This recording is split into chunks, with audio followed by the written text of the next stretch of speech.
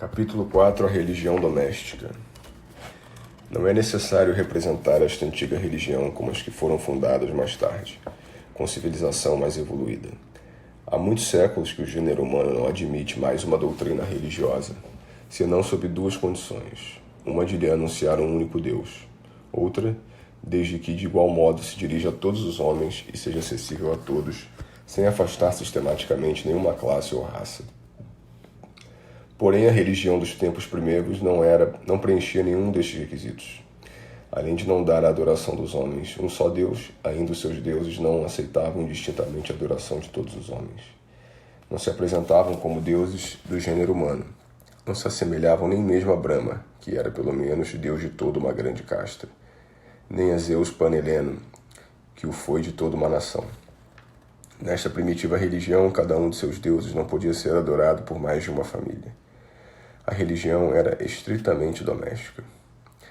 É preciso esclarecer esta importante situação, porque, sem o fazermos, nunca se compreenderá a íntima correspondência estabelecida entre essas antigas crenças e a constituição da família greco-romana.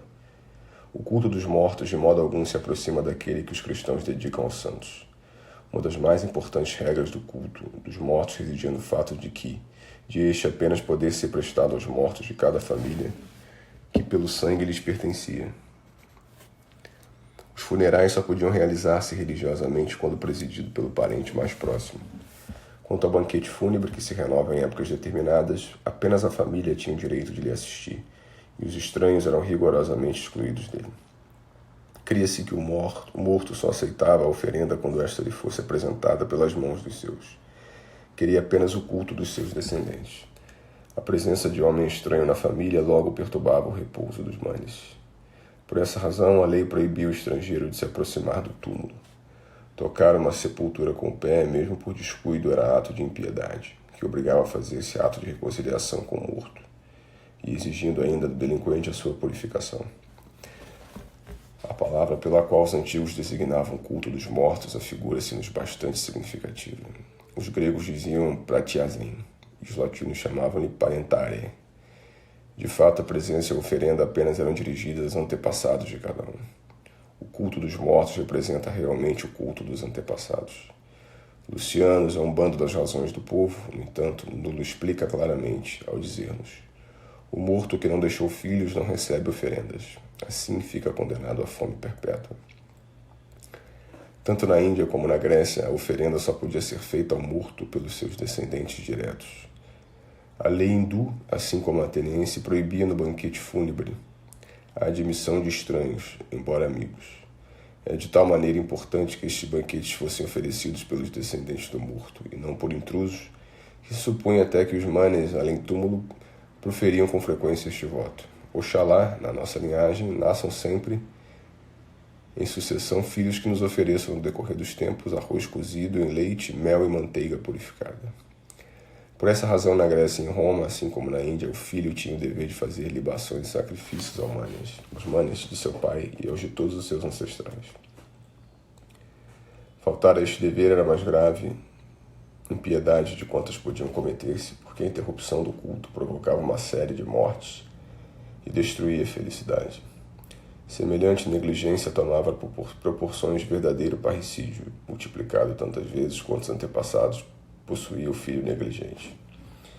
Se, pelo contrário, os sacrifícios se realizavam sempre segundo os ritos, e se os alimentos eram levados ao túmulo nos dias determinados, tínhamos então no antepassado um Deus protetor, hostil a todos os que não descendiam dele, expulsando-os de junto do seu túmulo, castigando-os com doenças quando dele se aproximavam. Para os seus, contudo, era sempre bom e compassivo.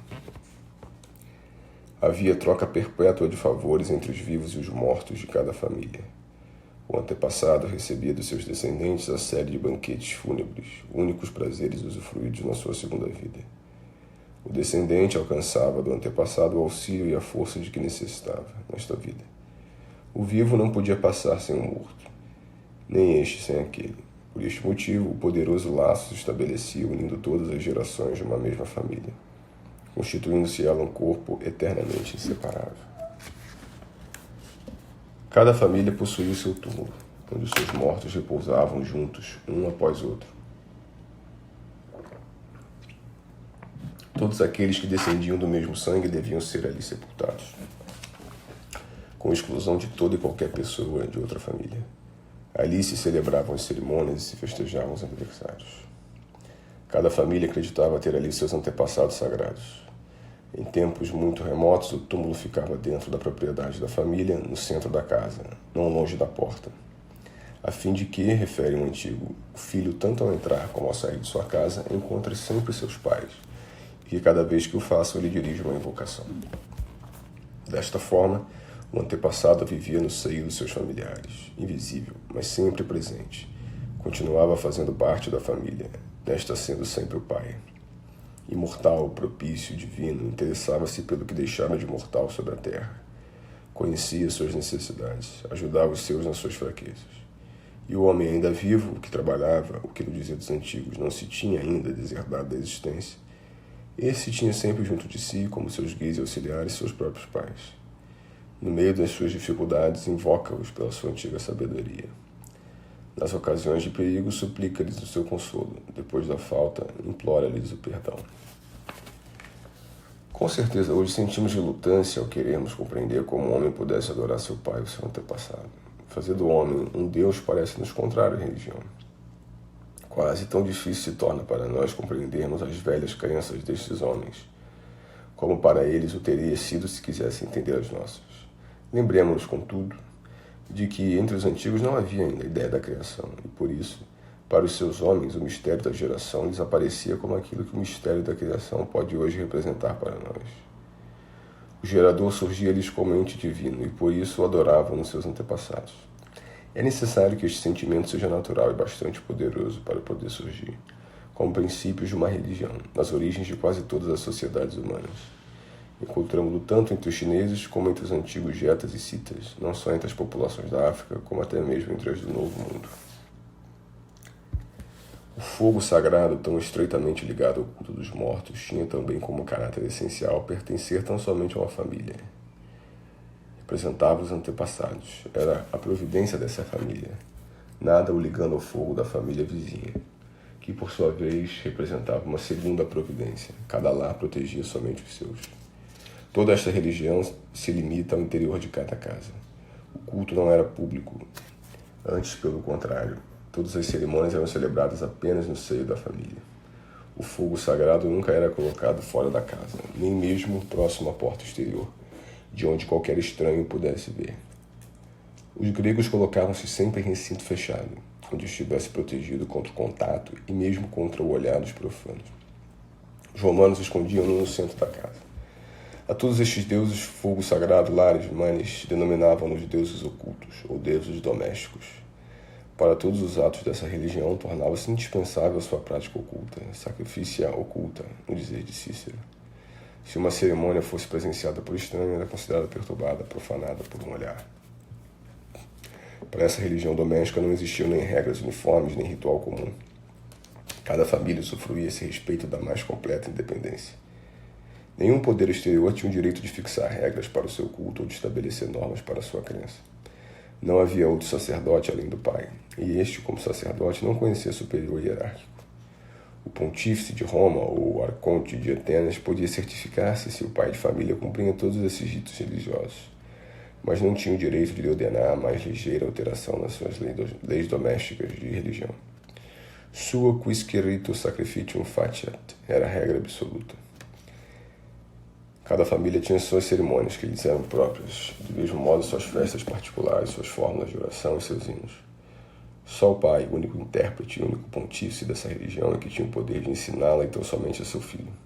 Os ritos, as palavras próprias da oração, os cantos, tudo isso preenchendo a parte essencial desta religião doméstica. Era patrimônio ou propriedade sagrada que a família com ninguém partilhava, sendo até mesmo proibido revelá-los a estranhos. Sucedeu o mesmo na Índia, onde o Brahma lhe dizia: sou forte contra os meus inimigos, pelos cantos reservados à minha família e que meu pai me transmitiu. Nesta ordem, a religião não se manifestava nos templos, mas em casa. Cada qual tinha seus deuses. Cada deus protegia apenas uma família e era deus apenas de uma casa. Não podemos racionalmente supor que uma religião com este caráter fosse revelada aos homens pela imaginação poderosa de alguém entre eles, ou por uma casta de sacerdotes. Nasceu espontaneamente no espírito humano. sendo seu berço a família e tendo cada família criado seus próprios deuses. Essa religião só podia propagar-se pela geração. O pai, gerando a vida a seu filho, transmitia-lhe ao mesmo tempo com a vida sua crença, seu culto, o direito de manter o fogo sagrado, de oferecer o banquete fúnebre, de pronunciar as fórmulas da oração. A geração estabelecia esse vínculo misterioso entre o filho que nascia para a vida e todos os deuses da família. Esses deuses eram a sua própria família. Theoi Engenesis era o seu sangue, Theoi Sinaimoi.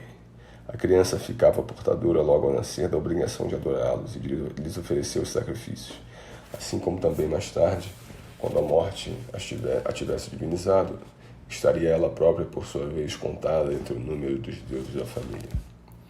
Mas é preciso atentar como particularidade no fato de esta religião doméstica só se transmitir de linha masculina a linha masculina.